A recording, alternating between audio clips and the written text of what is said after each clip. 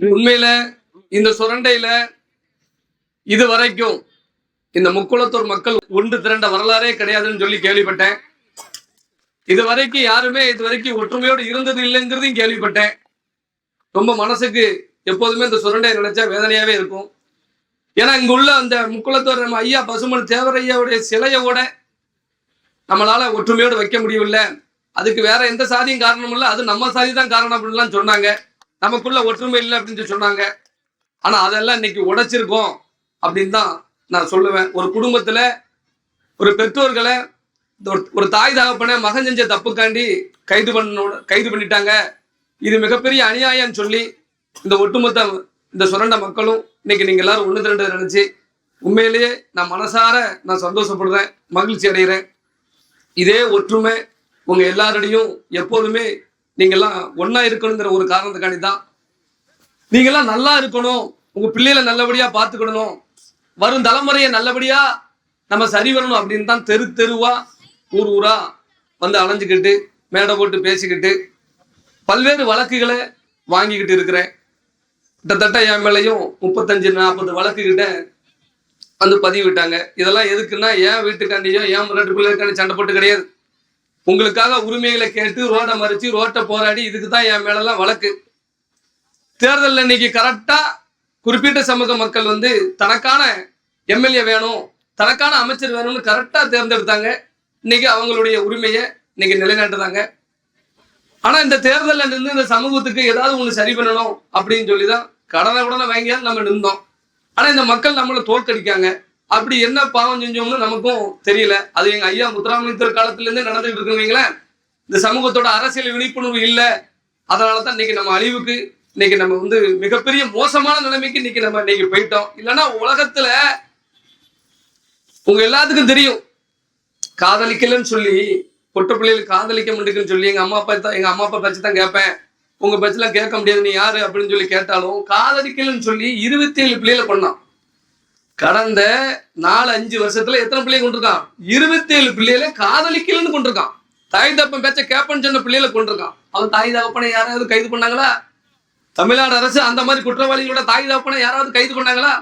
ஆனா கல்விதான் முக்கியம், அதிகாரம் தான் முக்கியம்னு சொல்லி இருந்த அனைவருக்கும் பயிற்சி கொடுத்துக்கிட்டு இருந்த சரவணன் அவர்களையும் கிருஷ்ணகுமாரி அவர்களையும் கைது பண்ணியிருக்காங்களா? என்ன காரணம்?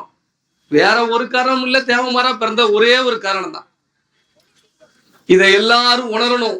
ஆபத்து கட்டத்துல நீங்க எல்லாரும் இருக்கிய இந்த சமுதாயம் ஆபத்து கட்டத்துல இருக்க அடிமையா புரிய வேற ஒண்ணும் கிடையாது. அடிமை ஆக்கணுங்கிற ஒரு சில கும்பலுக்கு எப்படியாவது தேவமாறு அடிமை ஆக்கணும். சுதந்திரம் வாங்கி கொடுத்தது தேவமாறு. இந்த நாடு இன்னைக்கு நிம்மதியா இருக்குதுன்னா தேவமாறு. எத்தனை விதவைகள் வந்து அன்னைக்கு அந்த காலத்துல இருந்திருக்காங்க, எத்தனை பேர் பீரங்கி கொண்ட நெஞ்சில தாங்கி செத்துருக்காங்க தேவமாறு. யாருக்காண்டி செத்தான்? குடும்பத்துக்காண்டி செத்தான், அந்த நாட்டுக்காண்டி செத்தான். ஆனா இன்னைக்கு நாம ரோட்ல கடந்து இப்படி உண்ணாவிரதமும் போராட்டமும் எங்களை காப்பாத்துங்கய்யா எங்களை காப்பாத்துக்கன்னு போராடுற நிலைமைக்கு வந்துட்டோம்ல. இன்னைக்கு வந்துட்டோமா வரலையா? இன்னைக்கு தேவமாறு படிச்ச தேவமாருக்கு எவன் வேலை கொடுக்கான்? எந்த கம்பெனில அது வேலை கொடுக்கானா? என்ன ஆளுக்குன்னு கேட்டோம்னா தேவமாரா ரைட் ஓகே தம்பி, உங்களுக்கு நமக்கு செட்டாவ தம்பி அப்படின்னு சொல்லி சொல்றான். அப்படி என்னத்த பாவத்தை செஞ்சோம்? 4 பேர் நல்லா இருக்குன்னு செஞ்சோம், 4 பேருக்கு சோறு போட்டோம், பசின்னு வந்தோம், எவனுக்குமே நம்ம பட்டியோட விட்டு கட்டி அவன் தான் தேவமாறு. அப்படிலாம் நம்ம வாழ்ந்தோம். ஆனா இன்னைக்கு நம்மள மிகப்பெரிய உள்ள சமூக வலைதளங்கள்ல இன்னைக்கு இந்த சமூகத்தை குற்றவாளி சமூகமா எல்லாரும் மாத்துறானுங்க. குற்ற பரம்பரை மீண்டும் போடணுமா? சமூக வலைதளங்கள்ல பாருங்க, குற்ற பரம்பரை இந்த சமூகத்தின் மேல மீண்டும் குற்ற பரம்பரை போடு. நானும் இப்பவும் சொல்றேன், நான் குற்ற பரம்பரை தாங்கிறேன். நான் குற்ற பரம்பரை ஆங்கிலினால எங்களை அடக்க முடியாம போட்டதுதான் அந்த குற்ற பரம்பரை சட்டம். நம்மளை அடக்க முடியல ஆங்கிலினால, ஆங்கிலில அடிச்சு ஓட விட்டனால்தான் இந்த குற்ற பரம்பரை சட்டமே போட்டான். அது தெரியாம நாய்க ஒரு சில பேர் இன்னைக்கு பேஸ்புக் வலைதளங்கள்லயும் இந்த சமூகத்தை ரொம்ப இழிவுபடுத்துறான். இந்த சுர்ஜித்தி அவன் அந்த தம்பியோட அவசரப்பட்டான்னு சொல்லி சொல்றாங்க. அது நீதிமன்றம் சொல்லட்டும். நீதிமன்றம் அவன் தான் கொலை செஞ்சா அவன் தான் வந்து குற்றவாளி அப்படின்னு நீதிமன்றம் சொல்லட்டும். எந்த குற்றத்துக்கும் எந்தத்துக்கும் துணை போகாத இந்த இருவரை கைது செஞ்சு உள்ள வச்சிருக்கிறது எப்படி தெரியுமா? தப்பே பண்ணாம ஒருத்தர் சிறையில போய் இருக்கும்போது இருந்தாதான் தெரியும் அதனுடைய வேதனை என்ன அப்படின்னு சொல்லி. ஆனா தமிழ்நாட்டில் 2.5 கோடி தேவமாறு நம்ம இருக்கோம்.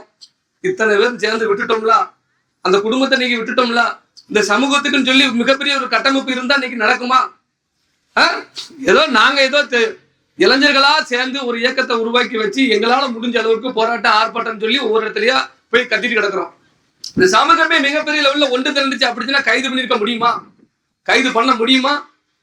அப்பாவி தானே. எந்த தப்பு காவலர்கள்லாம், காவல் ஆய்வாளர்கள் எப்படின்னா காவல்துறையில ஒரு சப் இன்ஸ்பெக்டர்லாம். அப்ப எந்த தமிழ்நாட்டுல எந்த காவல்துறை தவறு செஞ்சாலும் அவங்கள கைது பண்ண முடியுமா? இவ்வளவு ஈஸியா கைது பண்ண முடியுமா?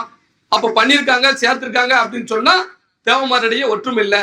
அந்த பிறந்த இனம் என்னைக்கு ஒரு குடும்பத்தை பாதுகாக்கலையோ அதோட அந்த குடும்பம் மட்டும் நினைக்காங்க, அது சமுதாயத்தோட ஒட்டுமொத்த குடும்பம். ஒருதான் நாடி நரம்பு எல்லாம் நம்ம எல்லாம் ஒரு தாய் பிள்ளைகள். அப்ப நாம என்ன அவனுக்கு வந்தா நமக்கு என்ன, இவனுக்கு வந்தா நமக்கு என்ன, என்னைக்கு அந்த எண்ணத்தை நம்ம மனசுக்குள்ள இருந்து தூக்கி நம்ம விரட்டாம இருக்கோமோ அது வரைக்கும் நம்மளுடைய அழிவு காலம். இன்னும் எத்தனையோ சரவணன், எத்தனையோ கிருஷ்ணகுமாரிய வந்து கைது பண்ணுவாங்க. அப்பவும் நம்ம வந்து வேடிக்கை தான் பார்ப்போம். அதனால இளந்தலைமுறைகளுக்கு இந்த போராட்டத்தெல்லாம், இந்த மாதிரி போராட்டங்கள் முன்னெடுக்கணும். ஏன்னா அதாவது குற்றவாளிகளை கைது பண்ண சொல்லி அக்யூஸ்ட் ஒருவர் இறந்துட்டாரு. அதுக்கு போலீஸ் தான் காரணம் சொல்லி கிட்டத்தட்ட 90 நாளா போராட்டம் நடத்திட்டு இருக்காங்க. 90 நாளா போராட்டம் நடத்திருக்காங்க. உடலை வேகம் போராட்டம் நடத்திட்டு இருக்காங்க. யார அங்க உள்ள தேவர் இன்ஸ்பெக்டரையும் தேவர் சப் இன்ஸ்பெக்டரையும் வழக்குல சேர்க்கணும் அப்படின்னு சொல்லி. அது என்ன கலாச்சாரம்னு தெரியல. அது இப்ப உருவாயிருக்கு. தமிழ்நாட்டில் தேவமாறு படிச்சு வேலைக்கு போயிட்டானா உடனே அதை கெடுத்துடணும். தேவமாறு தொழில் பண்ண போயிட்டானா உடனே அதை கெடுத்துடணும். எப்படி இவங்க இந்த அளவுக்கு முன்னுக்கு வந்தாங்க? அப்ப அதை ஒழிச்சு கட்டணும் என்ன செய்யலாம்? அப்ப இவங்களுடைய உணர்ச்சியை தூண்டணும், இவங்களுடைய கோபத்தை தூண்டணும். அப்ப இவன் அவசரப்படுவான், கோபப்படுவான், அப்படி ஜெயிலுக்கு போயிடுவான். அந்த ஒரு கட்டத்துலதான் இன்னைக்கு அனைத்து இளைஞர்களுக்கும் சொல்லுதேன், பெண் பிள்ளைகள் வச்சிருக்க அத்தனை பேருக்கும் சொல்லுதேன், தயவு செய்து இளைஞர்கள் வந்து அவசரப்படாதீங்க. தமிழ்நாட்டுல ஒட்டுமொத்த முக்குளத்தோருடைய எல்லா குடும்பத்துக்கும் ஒரு பாடம் நம்ம சுர்ஜித் குடும்பம். அதை மனசுல வச்சுக்கோங்க. புரிதலா? ஆத்திரப்பட்டு அவசரப்பட்டு கோபப்பட்ட ஒரு காரணத்துக்காண்டி இன்னைக்கு ஒரு குடும்பமே அழிஞ்சிட்டு, குடும்பத்தையே கங்கணம் கட்டி அழிச்சிட்டான்ல. இன்னைக்கு அவனு சமூக வலைதளங்கள்ல அவனு பேசுற பேச்சு எல்லாம் யாராவது தாங்க முடியுமா? அந்த குடும்பம் பார்த்தா என்ன நினைக்கும்? அந்த அளவுக்கு வேதனைப்பட வச்சுட்டானுங்க, குடும்பத்தை அழிச்சிட்டானுங்க. அதனால இளைஞர்கள் படிச்சு சொல்லுறேன், உங்க எல்லாத்தையும் நான் ஊரா போய் குடிக்காங்கன்னு எதுக்கு சொன்னேன்? பொட்டப்பிள்ளைகள் வீட்டுல இருக்க போலீஸ் வந்து ஒரு சில தவறான வார்த்தைகள் பேசும்போது தாங்க மாட்டோமே அப்படிங்கிற எண்ணம் உங்களுக்கே இல்ல. இப்ப நெட்டூர்ல அந்த நெட்டூர்ல எவனோ ஒரு 5-6 பேர் நினைக்கிறேன், ஒரு 6-7 இளைஞர்கள் பண்ணின அந்த தப்புக்காண்டி படிச்சவன், அவன் கூட படிச்சவன், மாமன், மச்சினன், சித்தப்பன், தங்கச்சி, கட்டி கொடுத்த ஊரு, இதெல்லாம் போலீஸ் போதில்ல. போகும்னு தெரியும்ல உனக்கு? தெரிய வேண்டாமா? இந்த தப்ப பண்ணுதமே, குடி போதையில 4 பேரை வெட்டுதமே, ரோட்ல போறவனெல்லாம் வெட்டுதமே. அப்ப நம்ம வம்சத்தையே போலீஸ் விடாத, சொந்த பந்தம் அக்கா தங்கச்சை கட்டி கொடுத்த இடத்துல எல்லாம் போய் வந்து இடைஞ்சல் பண்ணுவானே, அப்படி உன் மனசுல நீ நினைச்சியா? நீ உன் பாட்டுல வெட்டிட்டு போயிட்ட. இருக்கிற தேவமர அத்தனை தேவமர வீட்லயும் போலீஸ், எல்லா ஊர்லயும் தப்பே பண்ணாதவங்க அப்படிதான் வருவாங்க.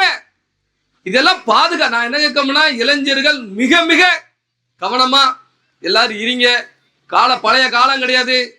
அதை எல்லாரும் நீங்க மனசுல நினைச்சுக்கோங்க. இன்னைக்கு சிறையில போய் நீங்க படுத வேதனை இன்னைக்கு அவங்களுக்கு சிறையில உள்ளவனுக்கு தான் தெரியும்.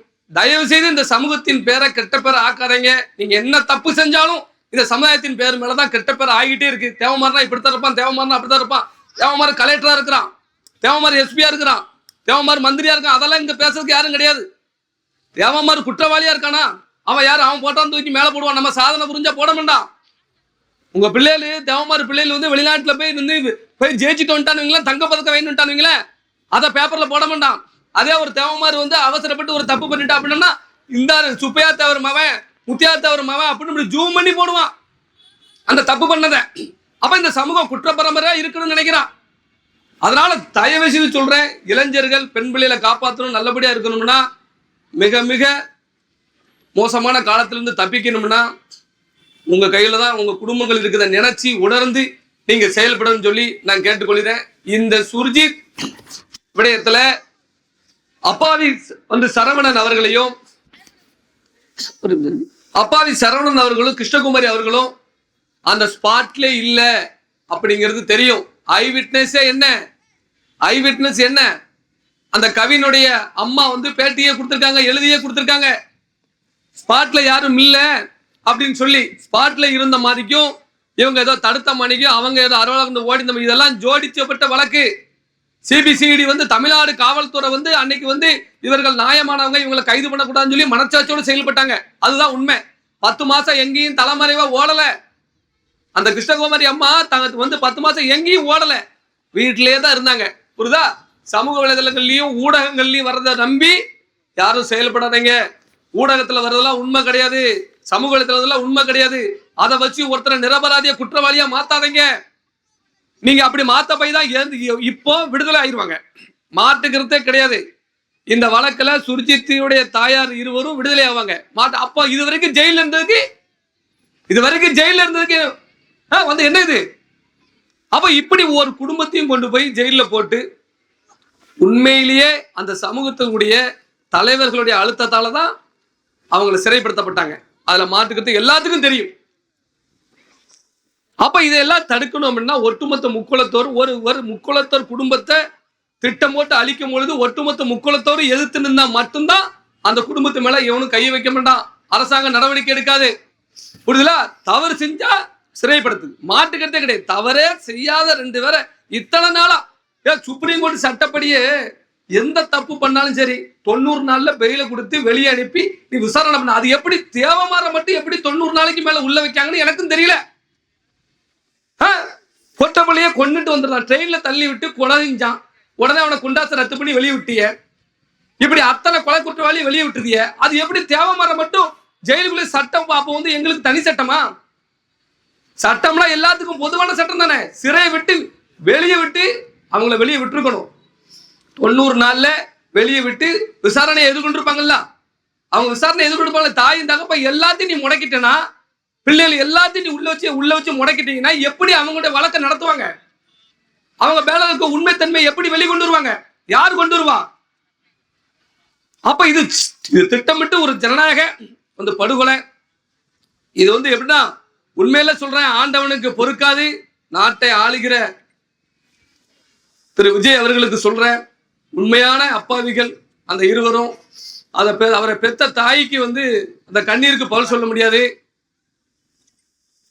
இறைவன் வந்து எப்படின்னா தண்டனையை உடனடியாக தான் கொடுப்பான், அதுல மாட்டுக்கிறதே கிடையாது. இந்த அப்பாவிகள் 2 பேரும் சிறைப்படுத்த காரணமா இருந்த அத்தனை பேரும் அத்தனை குடும்பங்களும் நானே சொல்லுதேன் நாசமா போவாங்க, அதுல மாட்டுக்கிறதே கிடையாது. அவ்வளவு ஒரு சந்தோஷம், அவங்களுக்கு மகிழ்ச்சி. எப்படியாவது அந்த குடும்பத்தை தூக்கி உள்ள வைக்கணும் அப்படின்னு சொல்லி கண்டிப்பான முறையில இறைவன் உண்மையா இருக்கிறான், அதுல மாட்டுக்கிறதே கடவுள் இருக்கிறான். எங்க ஐயா பசுமன் முத்துராமலிங்கத்தவர் இறந்தும் தெய்வமா இருக்காரு. இப்ப சரவணன் அவர்களும் கிருஷ்ணகுமாரி அவர்களும் நிரபராதி என்று விடுதலை ஆவார்கள். அதுவரை எங்களுடைய போராட்டம் என்பது வந்து தொடர்ந்துகிட்டே தான் இருக்கும். வருகின்ற இடைத்தேர்தலில் இதெல்லாம் ஒரு மிகப்பெரிய எதிர்ப்பா வந்து அமையும், அதுல மாட்டுக்கிறதே கிடையாது. முக்குளத்தூர் இப்ப எல்லாருமே புரிஞ்சுக்கிட்டாங்க. நிறைய ஊர்கள்ல இருந்து எனக்கு போன் வந்துச்சு, ஆனா இனிமேல் நம்ம எதுக்குன்னா இப்படி எல்லாம் போட்டு இவ்வளவு நியாயம் நீதின்னு சொல்லி நம்ம பேசிக்கிட்டு இருக்க நம்ம சமூகத்துக்கு தொடர்ந்து அழிவு தான் வருது, யாருன்னா கேட்க நாதி இல்லையான்னு சொல்லி கேட்காங்க. இந்த 2 பேரையும் சிறைப்படுத்தினது கேட்க நாதி இல்லை அப்படின்னு தான் சொல்றாங்க. அந்த மாதிரி சூழ்நிலை தான் இன்னைக்கு நம்ம இருக்கோம். அதனால அடுத்ததா ஒரு குடும்பம் இந்த அளவுக்கு பாதிக்கப்படக்கூடாது. அப்பனா நம்ம இப்பவுமே எல்லாரும் விழிப்புணர்வோடு ஒற்றுமையோடு நம்ம இருக்கணும். இந்த சுரண்டா பகுதியில உண்மையிலே அவர் பிறந்த மண்ணில உங்க எல்லாத்துக்கும் நான் தலை வணங்குறேன். இந்த நேரத்துல நீங்க எல்லாரும் ஒன்று கூடி இந்த போராட்டத்தை நீங்க வந்து முன்னெடுத்திருக்கீங்க, அதற்கு நான் நன்றி தெரிவிச்சுக்கிட்டேன். என்னன்னைக்கும் இந்த குடும்பத்திற்கு பக்கப்பலமாகவும் பாதுகாப்பாகவும் நான் இருப்பேன், அதுல மாட்டுக்கிறதே கிடையாது. தமிழ்நாடு முழுவதும் ஒரு சில விஷயங்களை வந்து சொல்லி இருக்கிறோம், பேசி வச்சிருக்கிறோம். பிசி எம்பிசி மக்கள் அத்தனை பேருமே நமக்காக துணை நிற்க போறாங்க. எல்லா மக்களுமே வன்னியர்ல இருந்து முதலியர்ல இருந்து நாடார்ல இருந்து கவுண்டர்ல இருந்து செட்டியார்ல இருந்து கோனார்ல இருந்து அத்தனை சாதி மக்களும் நமக்கு சப்போர்ட் பண்றாங்க. இந்த விஷயத்துல விரைவில் அவர்களை எல்லாம் ஒன்று திரட்டி கூட ஒரு போராட்டத்துக்கு வந்து நாங்க வந்து முடிவு செய்வோம், அதுல மாட்டுக்கிறதுல. ஏன்னா பிசி எம்பிசி மக்கள் வந்து அதிகமான முறையில இன்னைக்கு பாதிக்கப்படுதாங்க. எஸ்சி எஸ்டி சட்டம் என்பது மிக கொடுமையான முறையில பிசிஆர் சட்டங்கள் வந்து பயன்படுத்தப்படுகிறது. இதையெல்லாம் தடுக்கணும், இதெல்லாம் தடுத்து நிறுத்தணும், இதுல சட்ட திருத்தம் கொண்டு வரணும் அப்படின்னு சொன்னா நம்ம எல்லாம் ஒற்றுமையோடு இருக்கணும். நிறைய பெண்கள் வந்திருக்கிய, உங்க எல்லாத்துக்கும் சொல்லுதேன், பொம்பளை பிள்ளைய நம்ம எப்படி நம்ம பாதுகாப்போமோ அதை தாண்டி ஆம்பளை பிள்ளைகளை பாதுகாப்புங்க. உங்க பசங்க நம்ம பசங்க ஒரு சில தவறு பண்றதுனால தான் ஒட்டுமொத்த சமூகத்துக்கு மிகப்பெரிய ஒரு இழுக்கு ஏற்படுது. நம்ம வீடுகளை தேடி காவல்துறை வர ஆரம்பிச்சிருது, நம்ம ஊருக்குள்ள காவல்துறை வர ஆரம்பிச்சிரு. இதெல்லாம் பசங்களை கண்டிச்சு வழங்க எல்லாரும் அடுத்த தலைமுறை நம்ம இப்படி இருக்கக்கூடாது அப்படின்னு சொல்லி சொல்லி சொல்லி சொல்லி வந்து வழங்க. சட்டம் இன்னைக்கு நமக்கு பாதுகாப்பு இல்லை, சட்ட பாதுகாப்புல இருக்கிறவன் நம்மளை அழிக்கணும்னு நினைக்கிறான். இதெல்லாம் உணர்ந்து இளைஞர்களுக்கு நீங்க எல்லாம் சொல்லிக் கொடுங்க. அதையும் தாண்டி இந்த சமூகத்தோட இளைஞர்கள் மீது பொய் வழக்கு போட்டாலும் சரி, இந்த சமூகத்தை அழிக்கணும்னு நினைச்சா ஒரு காலம் சரி உசிரே போனாலும் நான் விட மாட்டேன். அதுல எந்த ஒரு மாற்று கருத்தும் கிடையாது. இது ஜனநாயக ரீதியா போராட்டம் என்பதனாலதான் தொடர்ந்து இதுல நாங்க ஜனநாயக ரீதியா இந்த போராட்டத்தை எடுத்து கொண்டு போய்கிட்டு இருக்கோம். அந்த இருவருமே இன்னைக்கு இன்ஸ்பெக்டரா இன்னைக்கு பதவி உயர வந்து பெறக்கூடியவங்க. அவர்களுக்கு இந்த நிலைமை. அப்ப காவல்துறையில இருக்கவங்களுக்கும் இன்னைக்கு பாதுகாப்பு இல்லை அப்படிங்கிறது தான். இன்னைக்கு நம்ம தன்னுடைய ஒரு அதிகாரிகளா இருந்தும் நம்மள பொய் வழக்குல அதிகாரிகளே கை பண்றாங்க அப்படிங்கும் பொழுது அது மிகப்பெரிய ஒரு கொடுமையான ஒரு விஷயம். அதனால சிபிசிடி இதுல மிகப்பெரிய தவறு பண்ணியிருக்காங்க. இந்த வழக்குல ஆதாரம் இல்லாத குற்றச்சாட்டு தான் அவங்களுக்கு இருக்கு. அவங்க அதையும் நீதிமன்றம் கன்சல்ட் பண்ணியிருக்காங்க. நீதிமன்றத்தின் மீது எங்களுக்கு நம்பிக்கை இருக்குது. நீதிமன்றத்துக்கு நாங்க சொல்லக்கூடிய ஒண்ணுதான், ஊடகங்கள்ல வரக்கூடியதையும் பேஸ்புக்ல வரக்கூடியதையும் சமூக வலைதளங்கள்ல எந்த விஷயங்களை போட்டாங்களோ அதை எடுத்து நீங்க தண்டனையோ கைதோ எடுக்கக்கூடிய கட்டத்துல இருக்கக்கூடாது அப்படிங்கிறதையும் இந்த நேரத்துல நான் உணர்த்ததான். ஏன்னா இது முழுக்க சமூக வலைதளமும் ஊடகம் சேர்ந்து பார்த்த பார்வைதான் இந்த கைதுக்கு காரணம். ஏன்னா கிட்டையே நிறைய விஷயங்களை இந்த போராட்டங்கள்லாம் எடுத்து நடத்தினாரு. யார சுர்ஜித் குடும்பத்தையே ஜெயில வைக்கணும்னு சொல்லி ஒரு யோக்கியன் ஒருவர் போராட்டம் நடத்தினாப்ல. அந்த யோக்கியன் தற்போது 4 நாளுக்கு முன்னுக்கூட்டி கைது செஞ்சிருக்காங்க. காவல்துறை கைது செஞ்சிருக்க. எதுக்கு தெரியுமா? ஒரு பெண் பிள்ளைய வேலை வாங்கி தரஞ்சு கூட்டு போய் மயக்க மருந்து கொடுத்து பாலியல் ரீதியா அந்த பெண்ணை அவன் துன்புறுத்திருக்கிறான். அதாவது அந்த பிள்ளை கற்பழிச்சிருக்கானுங்க. இது யாரு தெரியுமா? இந்த கவின் கொலை வழக்குல இந்த பெற்றோர்கள் சரவணும் அவர் கிருஷ்ணகுமார் தான் காரணம் அப்படின்னு சொல்லி போராட்டம் நடத்தினார்ல, அவரை தான் இப்போ 4 நாட்களுக்கு முன்னக்கூட்டி ஒரு பொட்ட பிள்ளைய ஏமாத்தி கெடுத்திருக்கானுங்க. அந்த கேஸ்ல இப்ப உள்ள வச்சிருக்காங்க. அதே ஊருகாரன் தான். அப்ப இப்போ அந்த பாலா என்ற பாலசுப்ரமணியன் தான் குற்றவாளி. அவன் தான் அந்த போராட்டத்தை முன்னெடுத்தவன். இப்ப அவருடைய அம்மாவை கைது செய்ய வேண்டியதானே? நான் அதைத்தான் கேட்டிருக்கேன். அப்போ இப்போ பெத்த தாய்க்கு தெரியாம எப்படி ஒரு பிள்ளைய கூட்டு கொண்டு போய் கெடுத்தான், எப்படி கற்பழிச்சான்? அப்ப அரசாங்கம் ஒருதலை பட்சமா செயல்படக்கூடாது. இதையெல்லாம் யோசிக்காங்களா? கூட இருந்த சொந்தக்காரனே சரியில்லையே, பெண் பிள்ளைகளை வேலை வாங்கி தரஞ்சு சொல்லி கூட்டு கொண்டு போய் கெடுத்திருக்கானே. இந்த மாதிரி இடங்கள்ல பெண் பிள்ளைகளை காதலுங்கிற போர்வையில் இந்த மாதிரி பிள்ளைகளை கூட்டு போய் நாசம் பண்றான்னு சொல்லி எல்லாரும் கோவப்படுறாங்க. அப்ப இதையெல்லாம் தடுக்கிறதுக்கு சட்டம் வேணும். இதெல்லாம் தடுக்கிறதுக்கு சட்டம் வேணும். ஆணவ கொலைக்கு சிறப்பு சட்டம் நாங்க ஏற்ற போறோம், அதுவும் வரும் கூட்டத்தொடர்ல பண்ண போறோம் அப்படின்னு சொல்லி எல்லாரும் சொல்றாங்க. சரி, ஆணவ கொலைக்கு தனி சட்டம் ஏற்றுங்க. ஏற்கனவே இருக்க சட்டத்தை வச்சு நீங்க இருக்கிற பிசி எம்பிசி மக்களை பூரா நீங்க தொந்தரவு பண்ணிட்டு வரைய, அழிச்சுக்கிட்டு வரைய. சரி, அடுத்ததான் ஒரு சட்டம் இருக்க. நான் என்ன கேட்கிறோம்னா, ஒருதலை காதலால் கொலை செய்யப்படக்கூடியதுக்கு என்ன சட்டம்? பிள்ளைகள் பள்ளிக்கூடத்துக்கு போக முடியல, பிள்ளைகளுக்கு 6ஆம் கிளாஸ் 7ஆம் கிளாஸ் முத கொண்டு போக முடியல, பள்ளிக்கூடத்து வாசல் இருந்து காதலுங்கிற போர்வையில நிக்கானுங்களே, இவனுவை யாரு கட்டுப்படுத்துவா? எத்தனை பிள்ளைகளை படுகொலை செய்யப்பட்டிருக்கு காதலிக்கலன்னு, எத்தனை குடும்பம் அழிஞ்சிருக்கு, தூக்கு போட்டு செத்துருக்கு ஒவ்வொரு குடும்பமும் 4 பேர் 5 பேர். அப்ப இதுக்கெல்லாம் என்ன சட்டம் ஏற்ற போறிய? அதனால விஜய் அவர்களுக்கு சொல்றேன், ஆணவ கொலைக்கு தனி சட்டம் ஏற்றுங்க மாட்டுக்கத்துல. ஆனா அதுக்கு முன்னாடி நாடக காதலுக்கு ஒரு தனி சட்டம் ஏற்றுங்க. நாடக காதல பிள்ளைகள் பாதிக்கப்பட்டுச்சு அப்படின்னா அதுக்கு தக்க தண்டனை கொடுக்கணும். அதனால பாதிக்கப்பட்ட அந்த குழந்தைகளுக்கு அரசு எப்படின்னா அரசு வேலை கொடுக்கணும். இதெல்லாம் நீங்க சட்டமா ஏற்றுங்க. அதுக்கப்புறம் நீங்க ஆணவ கொலைக்கு தனி சட்டம் ஏற்றணும்னு சொல்லி நான் கேட்டுக்கொள்கிறேன். உங்களை மேலும் மேலும் நெருக்கடிக்கு உள்ளாவாங்க. தற்போது இருக்க கட்சிகள் அனைத்தும் சேர்ந்து உங்களை நெருக்கடிக்கு உள்ளாக்குவாங்க. அதற்கு விஜய் அவர்கள் பலியாயிடக்கூடாதுன்னு சொல்லிதான் நாங்க இந்த விழிப்புணர்வு இதையே பண்ணிக்கிட்டு இருக்கிறோம். மாநில அரசாங்கம் சார்பு ஆய்வாளர் சப் இன்ஸ்பெக்டர் சரவணன் அவர்களையும் சப் இன்ஸ்பெக்டர் கிருஷ்ணகுமாரி அவர்களுடைய விடுதலைக்கு ஆவணம் செய்ய வேண்டும் என்று ஒட்டுமொத்த பிசி எம்பிசி மக்கள் சார்பாகவும் நாங்க இந்த நேரத்தில் கோரிக்கை வைக்கிறோம்.